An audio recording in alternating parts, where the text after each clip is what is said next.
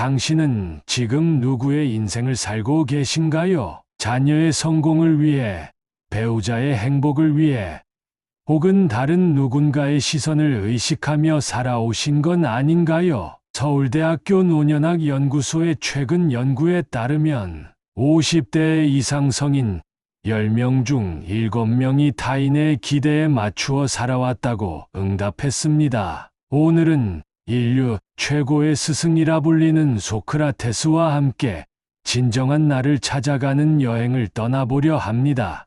끝까지 시청하시면 자아성찰에 대한 퀴즈도 준비되어 있으니 함께 풀어보시면서 오늘의 지혜를 되새겨 보시기 바랍니다.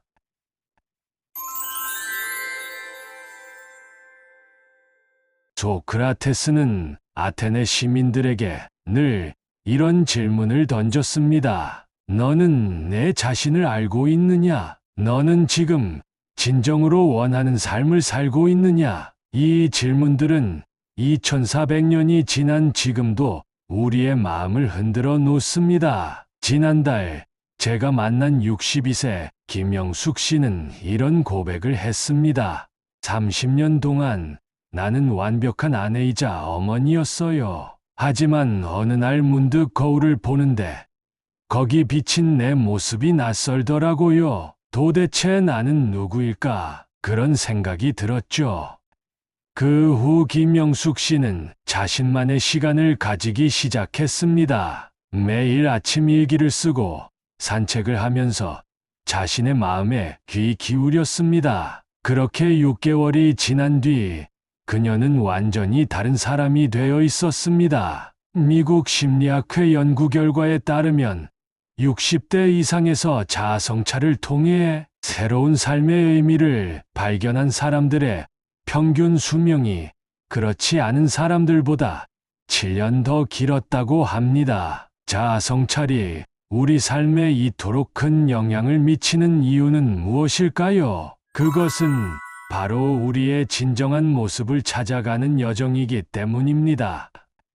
오늘 하루 잠깐 시간을 내어 이런 질문들을 스스로에게 던져보시기 바랍니다. 내가 정말 좋아하는 것은 무엇인가? 나는 언제 가장 행복한가? 내가 진정으로 원하는 것은 무엇인가? 이런 질문들이 낯설게 느껴진다면 그건 당신이 너무 오랫동안 자신을 돌아보지 못했다는 증거일 수 있습니다.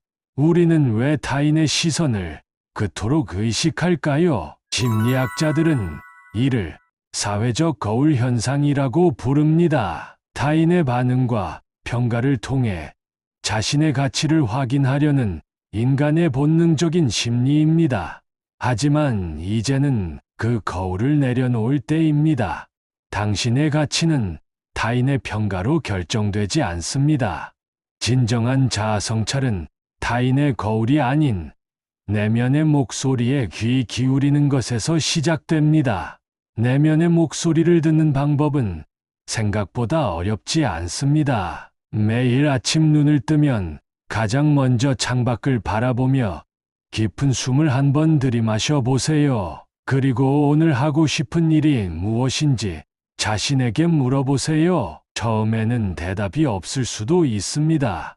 하지만 매일 꾸준히 이 시간을 가지다 보면 점차 당신의 내면에서 작은 속삭임이 들리기 시작할 것입니다. 하버드 의대 연구진의 2023년 연구에 따르면 50대 이후의 자아성찰과 새로운 도전은 뇌의 인지 기능을 20% 이상 향상시킨다고 합니다. 자아성찰의 여정에서 많은 분들이 놀라운 발견을 하게 됩니다. 그동안 미처 몰랐던 자신의 재능과 열정을 발견하게 되는 것입니다. 국립노화연구소의 연구에 따르면 새로운 취미나 관심사를 발견하고 실천하는 노년층은 우울증 위험이 63% 낮았다고 합니다. 실제로 지난해 우리 방송에 출연하신 박명자 씨는 65세에 처음 서예를 시작했습니다. 처음에는 글씨가 삐뚤빼뚤했어요. 하지만 매일 조금씩 연습하다 보니 이제는 전시회도 열게 되었답니다. 내 안의 예술가를 발견한 거죠. 박명자 씨의 이야기는 시작에 불과했습니다. 그녀의 이야기가 방송된 후 수많은 시청자분들이 자신의 변화 이야기를 들려주셨습니다.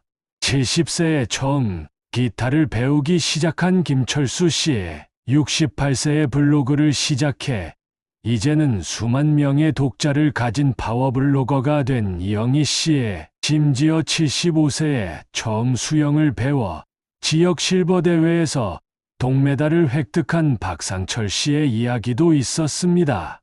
이분들의 공통점은 무엇일까요? 바로 나이와 상관없이 자신의 가능성을 믿었다는 것입니다. 자아성찰은 단순히 과거를 돌아보는 것이 아닙니다. 그것은 새로운 미래를 설계하는 과정이기도 합니다.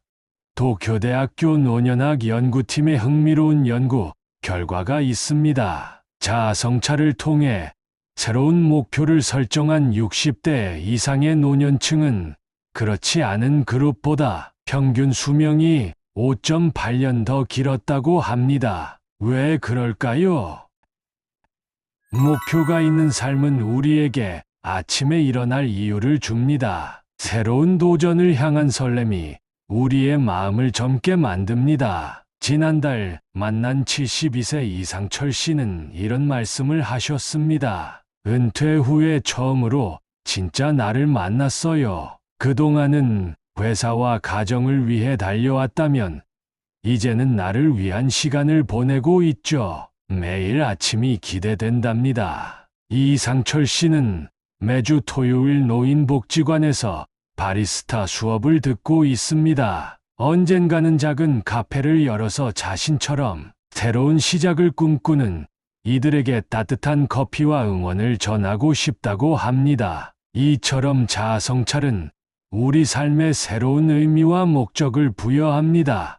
그리고 그 의미와 목적은 다시 우리의 삶을 더욱 풍요롭게 만듭니다. 자아성찰을 실천하는 방법은 어렵지 않습니다.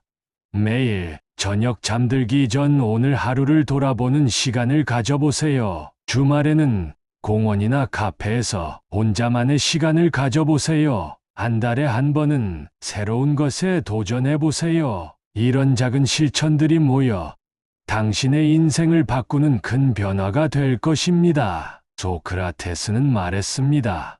검토되지 않은 삶은 살 가치가 없다. 하지만 저는 이렇게 말씀드리고 싶습니다. 지금 시작하는 당신의 삶은 그 어느 때보다 가치 있습니다.